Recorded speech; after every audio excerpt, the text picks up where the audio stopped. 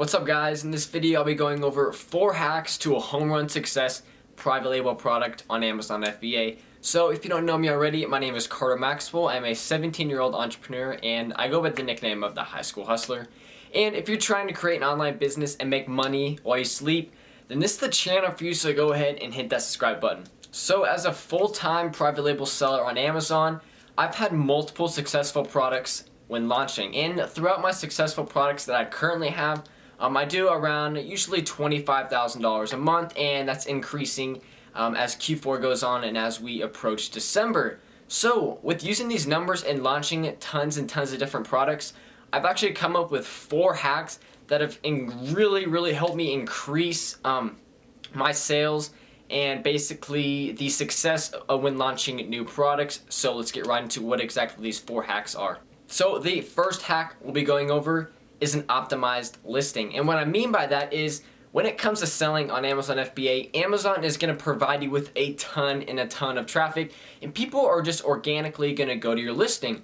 The best way to convert a viewer to actually purchasing your product is to have an optimized listing. And what I mean by that is to have high resolution photos, a descriptive title, bullet points, and descriptions.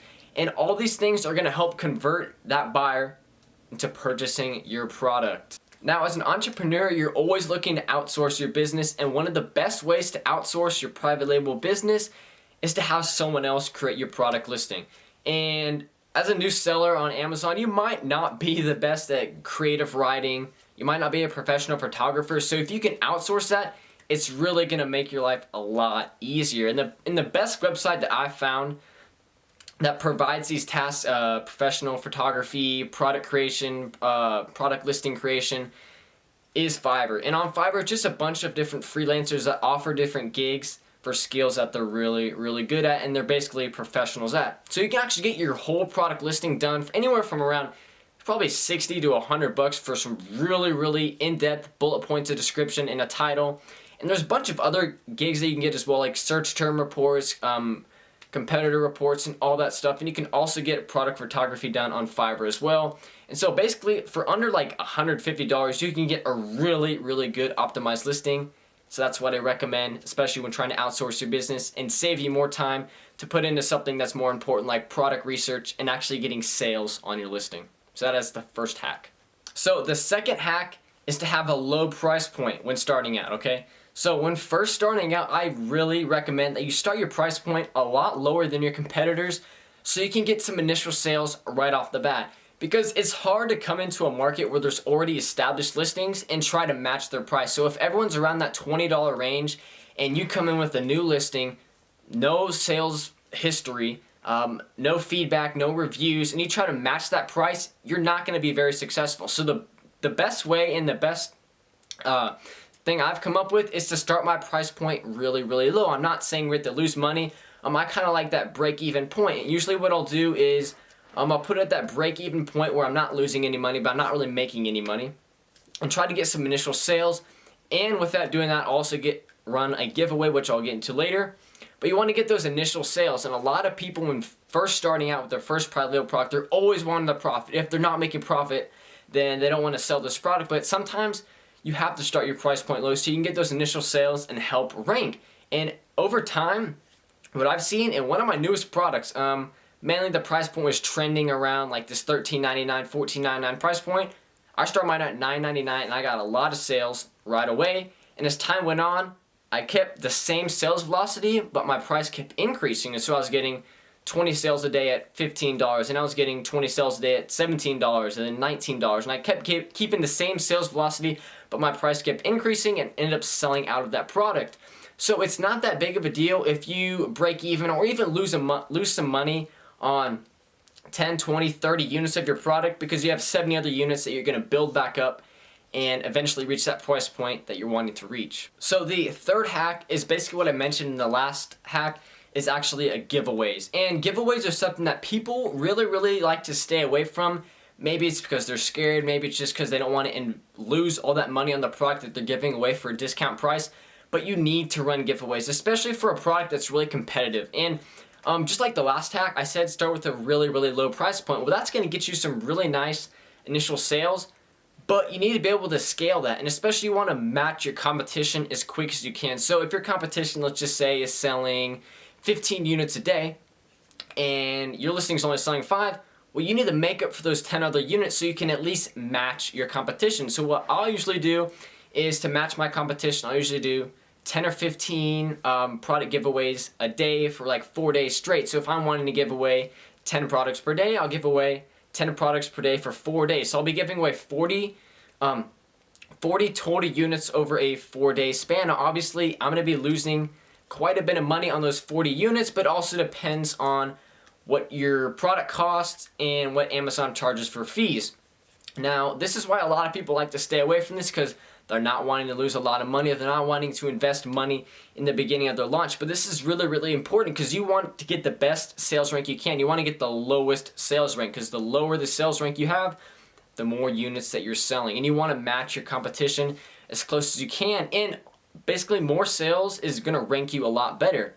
And so if you're giving giveaways and everyone's purchasing your product, you're going to slowly rank higher. So maybe if one of your main keywords are on like page 10, where you're slowly going to creep up to page 8, and you want to basically make your way to page 1 to where you're competing with that other listing, you're already, just like the first hack, already have a more optimized listing, so you're going to outsell their listing.